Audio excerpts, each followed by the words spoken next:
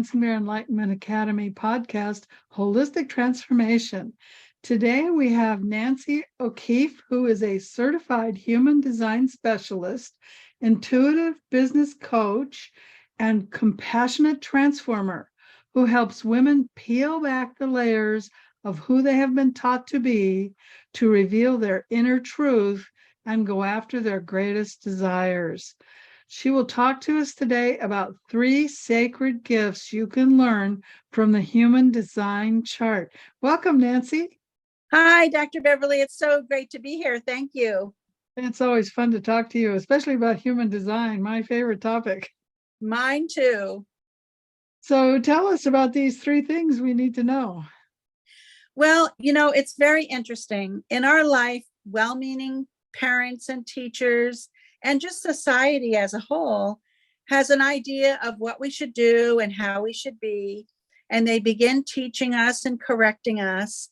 And when we come into this world, we come into the world with a life purpose, with a sense of who we are, with the right skills and talents to support us in being who we are and achieving our life purpose. And that kind of gets watered down over the years by the teachings that we have. Well-meaning as they are, they tend to sort of dampen some of the creativity and the spontaneity and the other aspects of ourselves that are so juicy and good, the differences that we all have. So what I love to help people with is, as you said, peel back the layers of who they've been taught to be, to reveal who they truly are, which is something deep down inside of you, and just sort of let it loose so that you can be free to explore what you're here to explore, to be who you're here to be, and to accomplish what you're here to accomplish. So there are 3 major parts of human design that really can make a difference.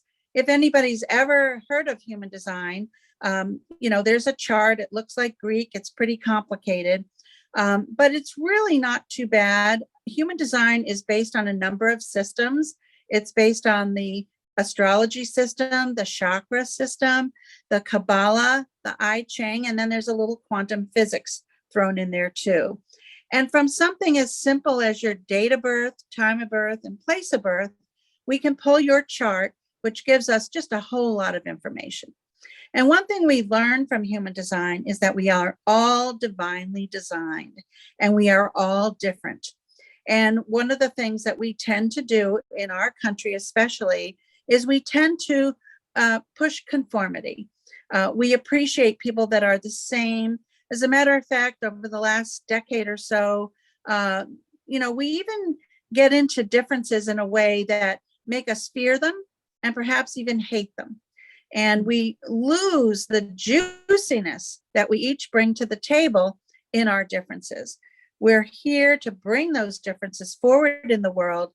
We all know that the world is in turmoil, and you're here right now at this specific time to give your gifts because they're needed right now in the world.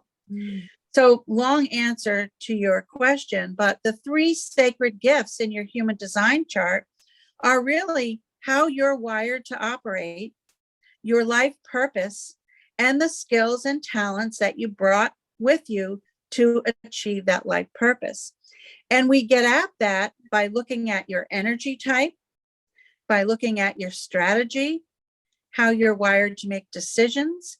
And then we look at all the gates and channels in your body graph. Those are really the skills and talents you have. And we also look at how you're using them.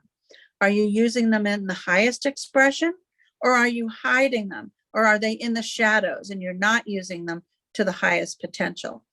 There are some skills and talents that aren't terribly valued and appreciated in the world of work, as an example. And because we want to fit in and we want to conform, we tend to kind of tuck those in the background and not use them. But you're really shortchanging yourself and the world when you do that. It's very hard to be something you're not.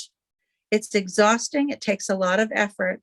And every time you hide your juiciness, you're forcing yourself to be something that you're not. I have a cute little exercise I could share with your listeners if you would like to kind of demonstrate that. Sure. Do you need the screen? Nope. I'll just ask your listeners, for those of you listening in the car, don't do this now, do it later, but it's simple. But if you take just a blank piece of paper and you put your pen in your non-dominant hand, the one you don't normally sign your name with, and then try signing your name. And how does that feel? Usually people use the words awkward, not natural. Well, I'm ambidextrous. Oh, well, then you're cheating then if you're ambidextrous. But if you're not, it's awkward, it's hard, it takes more effort and concentration. Your hand might cramp up, you might feel tired afterwards. But if you now put the pen in the hand that you are usually writing with and then sign your name, you'll find that it feels effortless, that it feels natural, that you can do it without thinking. So that's really the difference between living your human design and not living your human design. Can you do it? Yes, but it's exhausting. It's much easier just to be who you are. It's effortless. And in the case of your business owner listeners, when you're living effortlessly, you bring ease and flow into your life and your business. You attract the right clients because you're being authentic. And we can talk about how that shows up for clients in a minute. And you're also in a position to bring abundance into your life because you're being yourself and you're attracting the right things. So those are, kind of the best parts of human design, if you will. Well, that also applies even if you're working in corporate America, right? Or working Absolutely. in any kind of group. And I'm a splenic projector, and we're, less than 20% are splenic projectors, and we just don't fit in. We're one of those groups that just doesn't fit in. Well, that's true to a point. You don't fit in because you're forced to work in a generator world. If you think of the generators, one of the energy types, as the Energizer bunnies, we've all seen that commercial. And, they've got unlimited energy because those batteries just keep going and going and going. That's the world of work we lived in. We started working 40-hour work weeks. Now we're up to, 60, 70, 80-hour weeks. And that's the norm. But there are only, one group of people are fit for that, and that's the generators. But the projectors, 20%, the manifestors, 9%, the reflectors, 1%, you guys just don't have that sustainable energy to do that. And in many cases, it can force you to burn out by the time you're around 50. And you've got to take rest periods during the day. The whole world understands this except the United States. In Europe, I'll never forget the first time I went to France. We flew all night. We got there in the morning. By the time we drove to the place where we were staying in the countryside, we stopped for lunch and nothing was open. They were closed for 2 hours in the middle of the day. Why? Because they realized that people need a break in the middle of the day. In Spanish cultures, they have, the siesta.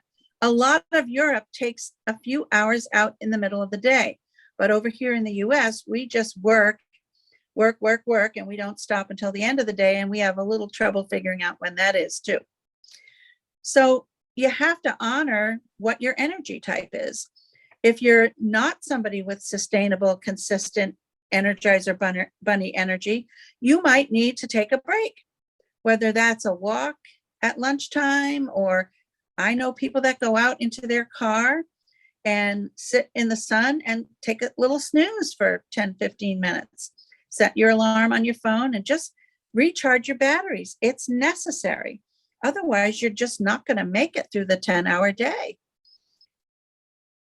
That's absolutely true. And I was just thinking back to when I worked in corporate America, and they had a bed they had a small room off the edge of the bathroom in the ladies' room. And I remember several times having to go in there and take a nap. That's great that they had that. And I forgot all about that. But then when I had my own consulting company, I only had to work part-time for a 6-figure salary. So that worked really well for me. But corporate America was exhausting. but being my own boss works much better for me. Absolutely, for the projectors and the manifestors. And you know, the thing is, let me just explain the 5 types for your listeners that haven't heard of human design. They're all meant to work together. So the first type is the manifestor. They have initiating energy, 9% of the population. If you think of a Broadway play, they're the script writers. They're the ones with the ideas. They're the ones that get the ball rolling. And then we have the generators. There are actually 2 types of generators, but they're both those, you know, Energizer Bunny types, making up about 70% of the population. And they would be the actors in the production. The actors, perhaps the choreographers. They would also be maybe the set designers and the costume designers. They're the ones that take the ideas and build them into reality. Then you have your projectors, 20% of the population. You guys are the directors and the producers of the production. You're here to manage and guide the rest of us. You see how we operate. You see where our best opportunities are. You see where our flaws are. You have an innate ability to see into people and recognize their gifts, and then maybe where their blocks are too. And then finally, we have the reflectors, and they're like the audience in the production. They have mirror energy, and they're here to share with the rest of us how we're doing. They're either going to clap for us or hopefully not, but they might boo as well. And they're here to give us a little reading on how we're doing. So we're all meant to work together. And when you say as a projector, you're different, you don't fit in. Well, no, you don't, because you're here to really manage and guide the rest of us. And one of the things about projectors is that they do have this insightful nature. And, they want to share what they know. They want to tell people what they see. They want to share those insights. And not everybody is ready, willing, or able to hear those things. They don't want to hear anything about themselves that might be not, positive, or might require them to do a little work to change things. So oftentimes as a projector, what you have in the way of insight and how valuable that is not appreciated by others. And frankly, they don't want to hear it. So you can feel perhaps a little, put off, and the fact that nobody really wants to hear what you have to say. So yes, you are different. Everybody's different though. No matter what your energy type is, there are so many other aspects of human design that each one of us is completely unique. And it's really a beautiful thing if we'd embrace it as it's meant to be embraced. That's true. I found that learning my human design aspect has really opened up a lot of information about myself that nothing else has given me. So that's why I like to talk about it with people and find out what's your human design, because it makes a difference. And even looking up people in my family and what are they and what was our dynamic, growing up and now, and how is that affected? And it's like all of a sudden so many things make sense. Oh, this is how they are. Okay, so I have to work this way with them. Very, very, very insightful in terms of relationships. I have a friend who is a projector like you, and she lives in a household, a manifesting generator, household. And her husband and her children are all manifesting generators. Manifesting generators are the Energizer Bunny with speedy energy. They are the speediest people on the planet.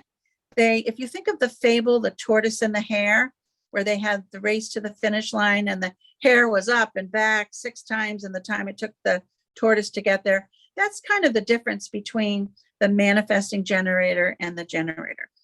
Well, I had a conversation with her one day, and she was standing up as she was talking to me on Zoom, and she's flitting around the room, and she was like, a caged cat. She couldn't relax. She couldn't stop.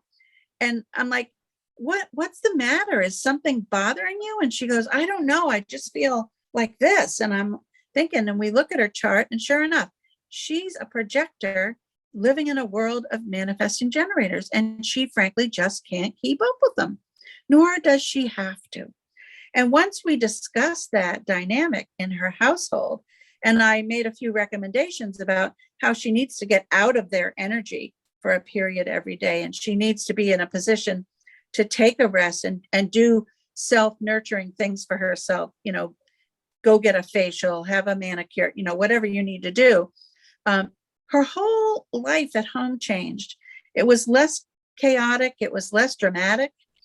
And she was able to relax in and brace herself to deal with the manifesting generators when she wanted to and needed to, but also get that time away that let her relax and go at her own pace with her own energetic wiring. So it's so neat when you look at your family dynamic, or even people you work with, even clients, and you understand the various energy types and what they bring to the table. It does help you work with them in a way that really serves them and serves yourself as well. Yeah, when I did my family's charts, it turns out my ex-husband and my daughter were both manifesting generators, and me as the projector. But I thought, well, how did that work? Well, my husband and I actually kind of lived two separate lives. We only came together socially with friends. The rest of the time he was off doing something and I was off doing something. We just Yeah. Oh, and that's probably why it worked. So we had a pool. So I'd be in the pool. I said, "Do you want to go swimming?" No, but I'd be out laying out by the sun, by Yeah. the pool, resting. He'd be in the garage working. So Yeah. that's how we survived it. And then my daughter grew up and she's a manifesting generator. Her daughter's a manifesting generator and her husband's a projector. So she's recreated that dynamic in her family. Yeah. Yeah, it's very challenging if you don't understand it. I have a manifesting generator boyfriend of 20 years, and I'm a generator, so I don't have the speed. I'm the turtle.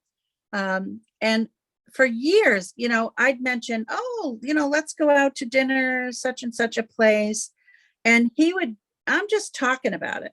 No decisions have been made. And he's up, dressed, and ready to go, and rushing me. Aren't you going to change your clothes? What time are we leaving? Blah, blah, blah. And I'd be like, I don't know. Did we decide to even go? So, I always felt terribly rushed by him. And when I got into human design and I learned about it, boy, a light went off and it dawned on me, he's a manifesting generator. He's not trying to rush me. That's just his speedy energy. And I've never understood that before. We used to bicker about this issue all the time. Every time we went out, there was a little bickering that went on before we left. And now we don't do that anymore. It's because I understand where he's coming from. And he's okay, frankly, with going and sitting out in the car for 10 minutes while I put on my lipstick and get ready to go. So it works beautifully now. So there's such an understanding and enlightenment that you can get by just looking at the charts of others and understanding just a slight amount about human design. The chart is very rich. There are 64 gates and 9 centers and all kinds of channels and, profiles. And there's a lot of information in that chart. But even if you just understand the energy type, it goes a long way toward helping you really manage those relationships that you have that might be a little bit difficult. Yeah, that's pretty much what I understand is the energy types, because I'm into energy and stuff. When you go into those gates and keys and all that stuff, yeah, I'm not there. Yeah. And, that's why you have a reading with somebody who knows all that stuff so they can impart it to you. But the other probably really important piece and sacred gift that you can get from just a cursory look at your human design is the whole idea of your authority and the idea of your strategy. So let me cover authority first. Everybody has a decision-making center in their body based on their type and other aspects of themselves. And guess what? None of the decision-making centers are located in the head. Yet all of our life, we're taught, weigh the pros and cons, think logically, do a linear progression, and all that. And that is just not right. It's just not right. No one can make an aligned choice from their head. The energy in your head and your third eye, which is called your ajna, that energy is about questioning. It's about being able to ask the right questions and to have enough curiosity to get the information that you need to get answers. Once you get the information that could be a potential answer or a hypothesis, if you will, then you've got to feel into it in your decision-making center in your body, your authority. Now, there are a number of them, and they don't go by energy type per se. You mentioned that you were a splenic projector. So your decision-making authority is in the spleen, and that's a gut reaction decision-making authority. You have a very quick way to make a decision. You feel it in your gut right away. It's either right or it's not. But some people have the type of decision-making center that requires that they take more time or that they talk it out with others. Mm-hmm. So if you have a decision-making center that requires that you take more time, and there are a lot of us, I think it's over 50% have that type of decision-making authority, a lot of times we can say yes to something and we really don't want to do it. That yes turns into a no when we think about it. If you've ever been in a situation where somebody asked you to do something and you were a resounding yes, and a couple of days later you thought to yourself, why did I sign up for this? Or what was I thinking when I did this? Then you're probably what's known as an emotional decision maker. And you need time to decide if that decision is the right decision over the next couple of days, hours, weeks. It varies from person to person. So if you think about it, and that many people are emotional decision makers, there's a lot of people in the world walking around living a life they said yes to that some amount of time later became a no, and they're really not happy. And that's a shame. So just knowing our decision-making authority is so helpful, and it helps us make good decisions as a business owner. It helps us get out of overwhelm because we can say no to something because we really felt whether that's good for us or not. And because we've been trained to do the thinking thing, once you start going up in your head and second guessing yourself, you know you're on the wrong track. And sometimes it takes a little time and effort to reacquaint ourselves with our decision-making authorities, and maybe a little practice to get in the habit of listening and trusting ourselves. So that's interesting. And then there's our strategy. Our strategy is how we're wired to operate in the world. So you may have a strategy that allows you to initiate. When we are in business, as an example, and we want to do something, get something out there to our, buying public or what have you, we're taught just do it, initiate, get it out there, sell it, push, push, push. Well, that's all well and good, but if you don't have initiating energy, it's not going to work for you. All of our sales models are based on that initiating energy. And guess what? That works for about 9% of the population. The rest of us feel like sales is yucky. It doesn't work for me. What's wrong with me? How come I can't do this? It's because you're not wired that way. So if you're somebody like a generator who's built to respond, I can't just put some new service out there in the world. I'll get crickets every time. Or, if I hope 10 people are going to sign up, I'll probably get 1 or 2. But if I respond to some requirement or some need out in the world, and it can't be my own idea, it has to be something that comes to me through an outside force, I will have much better luck responding than I will initiating. And for projectors, you guys have it even a little tougher because you have to actually be invited in to do things. Mm-hmm. And it's really tough in the world of work to coax that invitation out of people. Mm-hmm. But that's what's required, or they may not even see and hear you. Yeah. But when you know this about yourself, and you can structure your marketing speak and your sales speak a little differently to honor not only your type, but the buyer that you're going after, it can make all the difference in the world. And it's a much better strategy than trying to tweak what you're offering every couple of months because, you didn't get any traction. What you have is probably great. It's just getting it out there. That has to be tweaked a little bit. So Absolutely, yeah. And I find the way most people, it's not just sales, but marketing.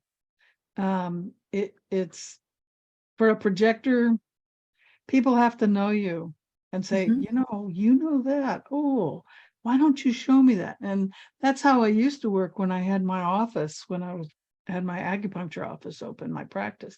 People Mhm. would come and say, would you teach us this? Would you teach us that? And then I would teach the class. I never put it out there. Here, I'm teaching this class. Come at this date, because that never worked for me. Right. Them asking you was a clear invitation. Absolutely. And I think moving to an online business world sort of has shortchanged the generators and the projectors a little bit, because it's hard to initiate online. You Mhm. do have to, first for generators, you have to show your passion. That's what magnetizes people to you, the fact that you're so passionate about it. For projectors, you have to build those relationships. And, it's difficult to get that started when you're in an online world.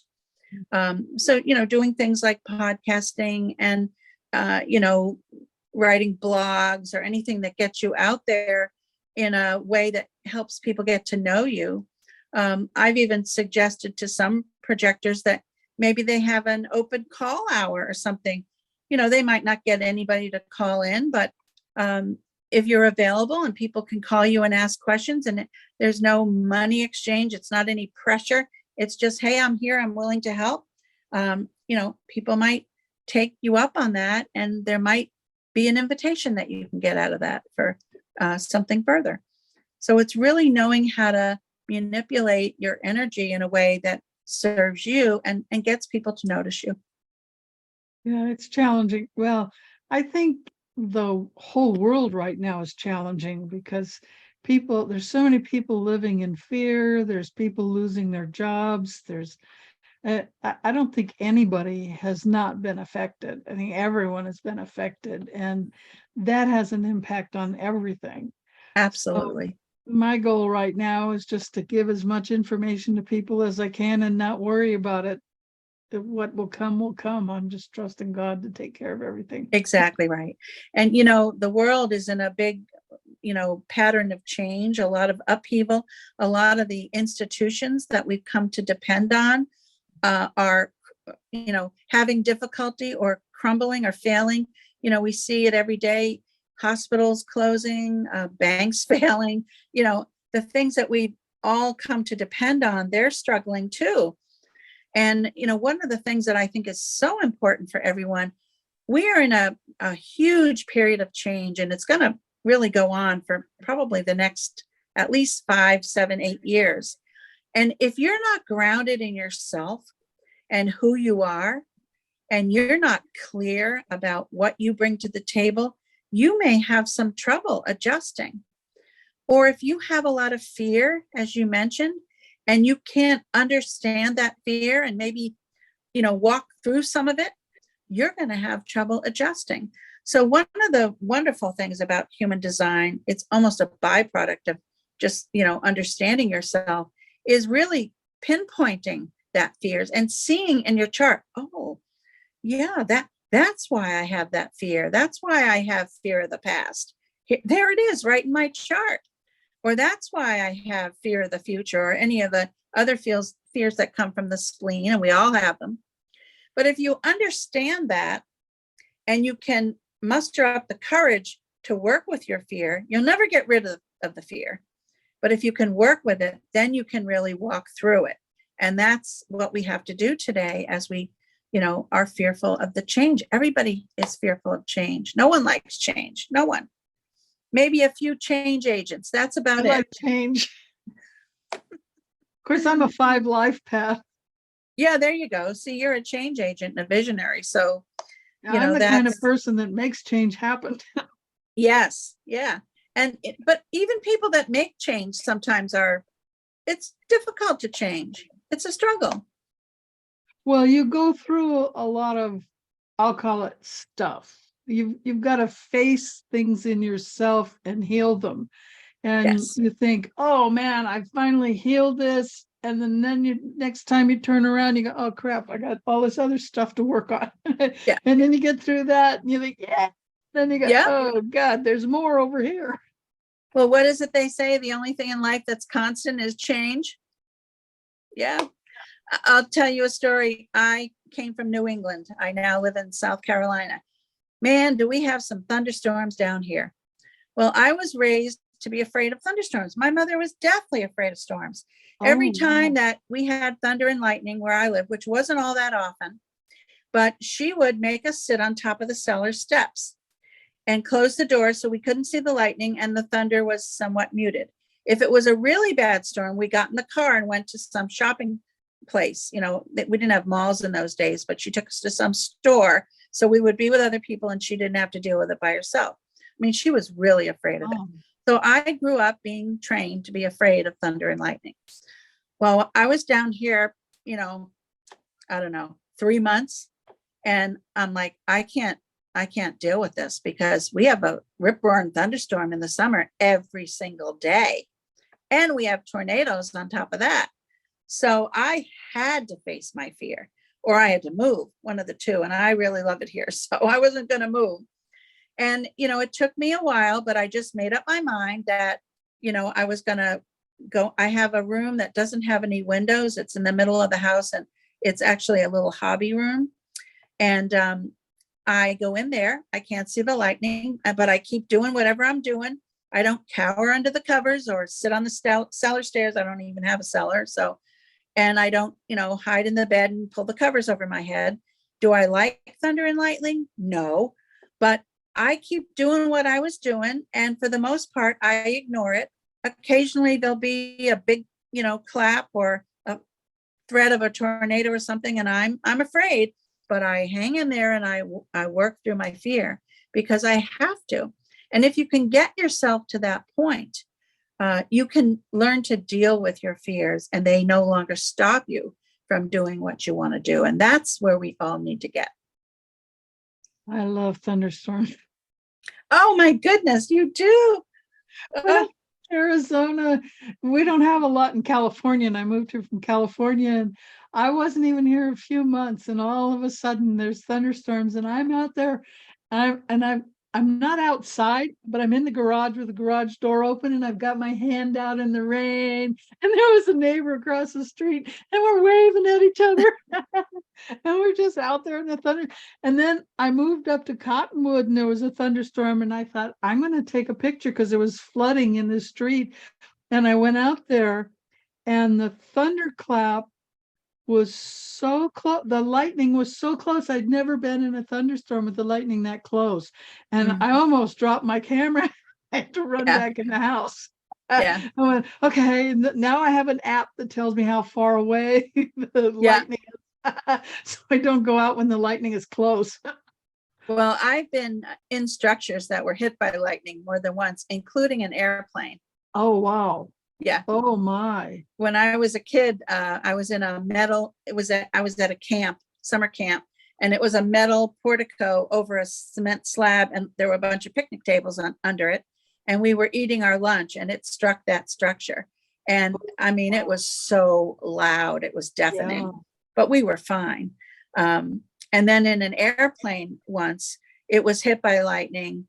It shuddered, the lights went out for a second, and the pilot came on and said, "Oh, don't worry, ladies and gentlemen, just a little static discharge off the aircraft." We all bought it till it happened a second time a few minutes later. And then I'm like, no, that was lightning. That was not a static discharge off the airplane. That was pretty scary, but we were fine. We were fine. Things are actually designed to handle that. Yep. They even have a little propeller thing that comes out of the bottom of the airplane that'll power all their instruments just in case the instruments go out. Oh, wow. That's So, good to know. That's good I to watch know. these airlines where I learn a lot about planes. And Oh, yeah, so it's unless it takes out the engines, yeah. you know, Well, you're fortunately, it didn't do any of those things. We were fine, but it did make the plane shudder. And for one brief second, there was a flicker in the lights. So, but So did you ever find out why you decided to have a mother that would teach you to be afraid of lightning? I did not, but evidently that was one of the lessons that I was supposed to learn in this lifetime. And I'm happy to say I've pretty much learned it. So, Well, going in, there's nothing wrong with going into a room where you know you're going to be safe. yeah. You know? And, it's right across the hall from my office. So, if it's not too bad, I've gotten to the point now where I just don't go anywhere. I just stay wherever I am. Even if it's, in the living room and I have a wall of sliding glass doors with no, there are curtains on the side, but they don't close. And I'm to the point now where I don't even, I can see the lightning. It doesn't even bother me. So I've come a long way, baby. Good. So working through your fears is important. It is important, working through your fears. And again, the human design chart will point out some of the areas where you may have fears. And guilt is also a fear, by the way. A lot of us have that. Oh, Yeah. guilt is a fear. Guilt is a kind of fear. Yes. Oh, Yeah. I've never heard that. That's interesting. And a lot of it goes back to I'm not enough, or, that whole I'm not enough thing. Worthiness. Worthiness. Yeah. And you can see that in the chart too, if you have some of those areas lit up in your chart. So it's just so informative to really understand your human design. That would be a fear. That probably would. There's not a gate or a marking in the design chart for that, but yeah. Or is imposter syndrome a way of walking through your fear? Maybe. Well, getting over it would be, yeah. Yeah. Because a lot of people have that challenge these days. I know there's a lot of people that specialize in helping people through it. So you have an ebook free gift for our listeners also with the same name as your talks, 3 sacred gifts you can learn from human design. So tell us about your free gift. Well, yeah, it's out on the homepage, and actually for business owners, there's a couple of other ones out there too, but there's 3 free gifts, ebooks. You're welcome to download them, and they give you some explanation about the different types, a little bit of a sort of primer for human design, and then they give you some tips about the things that you can, some of the things we've talked about today are in 3 sacred gifts. And if you're a business owner, there's some tidbits about sales and marketing, and how to get out of overwhelm and other things, all based on your energy type and the other parts of your charts. So yeah, go out there, and there's a lot of blog articles too that you're welcome to read and get some insight on. And happy to answer any questions. You can always reach out to me via email on my website, NancyOKeefe.com. And happy to have a chat with you about anything you have questions about. Cool. Well, I'll tell you, if you're on YouTube, I have the link below. If you're listening to the podcast, her website is NancyOKeefeCoaching.com, and O'Keefe is OKeefe, and there's no apostrophe. So NancyOKeefeCoaching.com, and then /your-free-gift. So it's your-free-gift at NancyOKeefeCoaching.com. Wonderful. Well, thank you so much, Nancy. Do you have any closing words for our audience? Yeah, I'll just close with one thing. The most important thing you can do for yourself, whether you're a business owner, working on your relationships, whatever is going on in your life, is to just be yourself and trust yourself. You have all the answers inside you. You may have forgotten some of them. They may have been pushed to the background. But when something bubbles up, that's your psyche, your higher self talking to yourself. Trust it. Trust it. Wonderful. Those are great words to live by. So thank you, everyone, for joining us today. And we thank Nancy for your wonderful talk on human design. Remember, everyone, to be the light you want to see in the world.